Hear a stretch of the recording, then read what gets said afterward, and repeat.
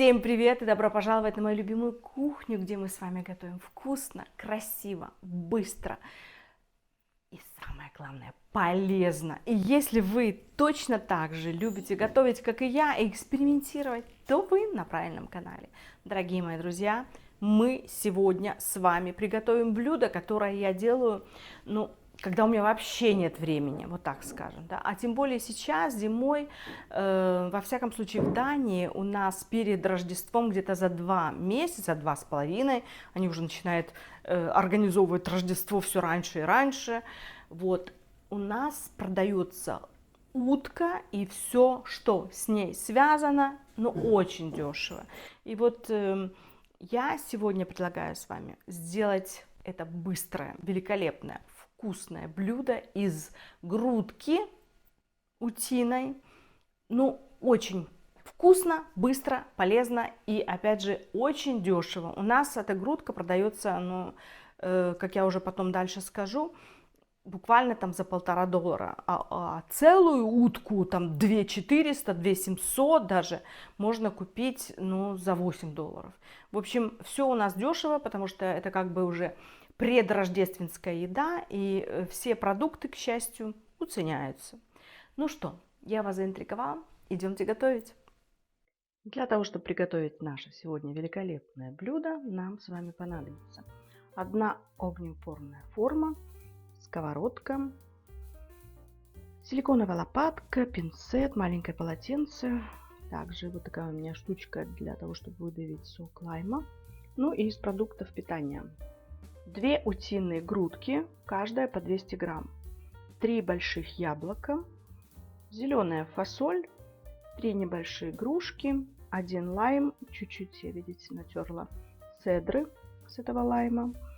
И из специй я взяла розмарин и тимьян, который у нас растет, кстати. 2 сладких перца и 100 грамм чернослива. Конечно же, нам еще понадобится очень острый такой нож, потому что мы сейчас с вами будем делать надрезы на утиной грудке. И духовка. Ну что, приступаем готовить. Выкладываем нашу утиную грудку на разделочную доску. Грудка должна быть, знаете, такая вот, как бы просушенная полотенцами бумажными. Она не должна быть влажной. Так. И теперь очень хорошо наточенным таким острым ножом мы с вами должны сделать в этой грудке надрезы именно по шкуре. И мы это делаем легким таким движением руки. Видите, все как прекрасно режется, когда у нас хороший нож острый. И это мы с вами делаем для того, чтобы весь этот жирок сразу же вышел из утиной грудки. То же самое делаем со вторым филе. Все чудесно режется. У нас сейчас вот всегда за 2 месяца, за 1,5 до Рождества продается утиное филе и утки, просто, я не знаю, за копейки. Вот такая филюшка стоит у нас $1,5, что-то такое, понимаете, дешевле уже нельзя придумать. А утка стоит вообще $8, целая утка, если. Так, теперь смотрите, мы можем вот так вот положить ее, как вам удобно, и делаем такие как бы ромбики. Точно так же разрезаем. Вот. И что у нас с вами имеется? Смотрите. Все как красивенько. Так. Ну, теперь вот эту филюшечку тоже положу. И также надрежу. Этот ужин делается быстро, элементарно. Очень он дешевый, во всяком случае, в Дании, да. И вкусный. Ну что, теперь вот эти 2 филе мы с вами должны положить на сухую сковородку, горячую сковородку. То есть мы сейчас с вами включаем плиту, разогреваем нашу сковородку и на сухую сковородку будем выкладывать наше утиное филе. Сковорода разогрелась, и теперь именно кожей вниз мы кладем нашу филюшку. И то же самое делаем со второй. Все зашипело, зашкварчало. И это как раз то, что нам нужно. Пока происходит процесс жарки, мы с вами давайте присолим эту прелесть. Вот так вот. И поперчим. Видите, уже шкура начала отдавать жирок. И сейчас самое время поместить в этот жирок наши специи. Тимьян и розмарин. Прям я вот так вот кладу на сковородку. Для того, чтобы эти все запахи начали раскрываться и вошли во взаимодействие. Чудесный запах уже. Смотрите, видите, как уже выглядят наши филюшечки. Начали схватываться. И приобретать такой вот прекрасный, чудесный цвет. На эти волшебные запахи пришел к нам наш кот Саймон. Саймон. Пахнет вкусно, да? Потом я вам его покажу в кадре. Сейчас просто не хочу показывать кота, потому что все должно быть чистенько.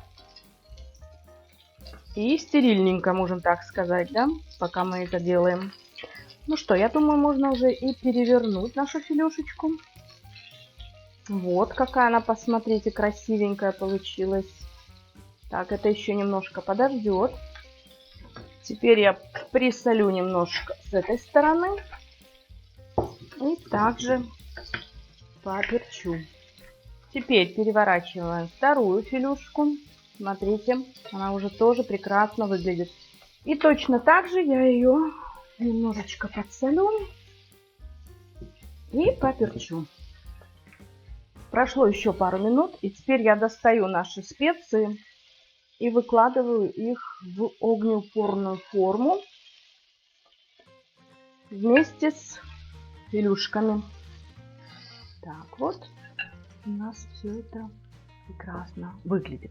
Теперь мы с вами отправляем в нашу разогретую сковороду яблоки и груши. Теперь я хочу добавить немножко лимонного сока. Сока лайма у меня. Можно лимон добавить, можно апельсин, можно даже мандарины. Что вы любите? Мы сейчас делаем с вами такой вот как бы соус.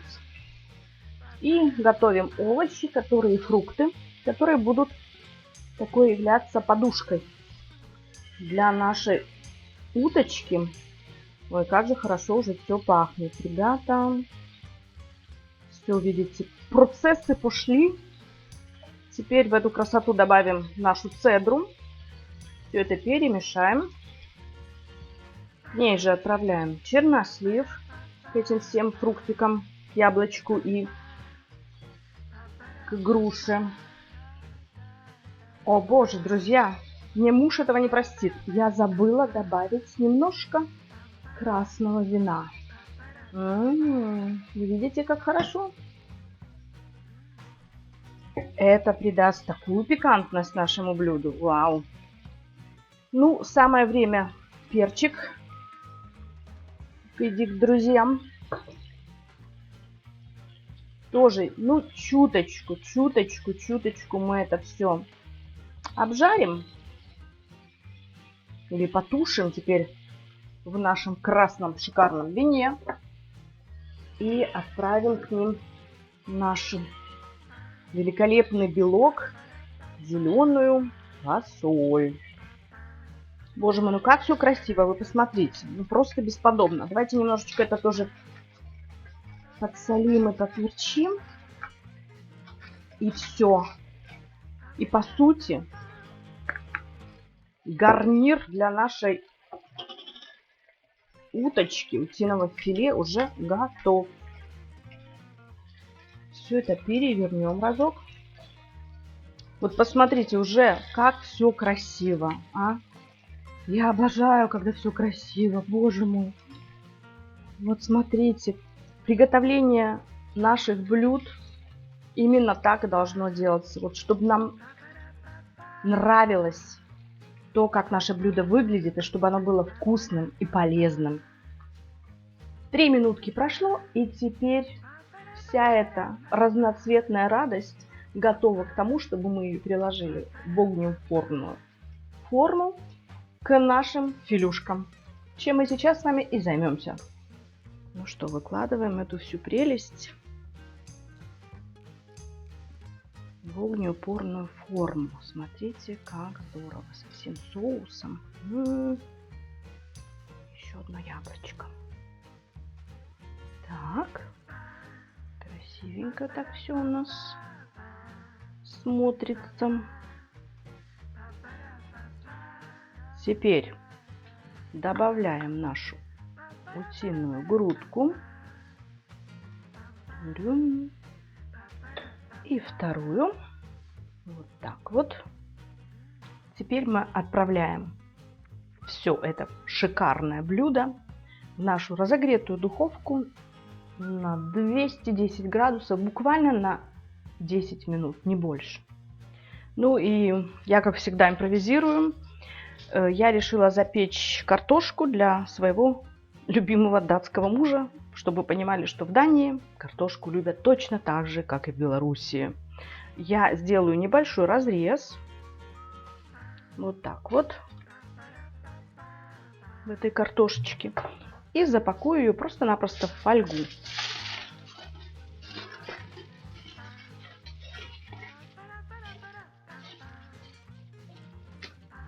И отправлю эту красоту к нашей уточке с овощами. Ну и до скорой встречи. Я вам покажу, что у нас с вами получилось. Дорогие мои, вы представляете себе, что первый раз за существование этого канала у меня, ну вот просто нечего вам показать.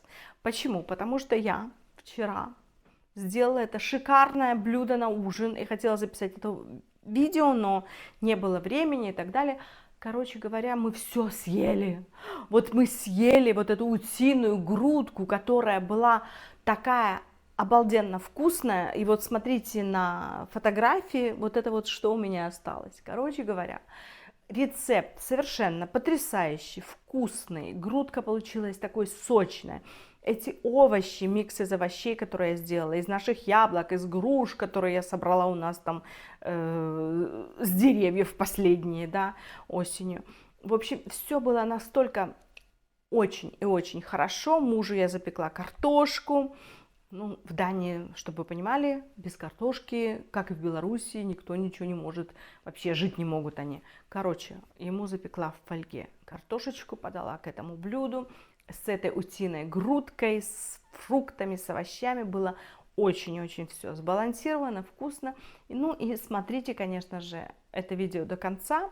Лайкайте, комментируйте. Рецепт внизу на русском и английском языках. И пишите свои комментарии, что вы считаете по поводу вообще каких-то блюд. И если у вас какие-то есть тоже рецепты, то добро пожаловать. Я буду счастлива их воплотить в жизнь и записать видео по вашим рецептам. Ну, дорогие мои, будьте все здоровы, счастливы, живите в мире и в гармонии со своей душой и телом. И до новых встреч, до новых рецептов. С вами была ваша Виктория. Пока!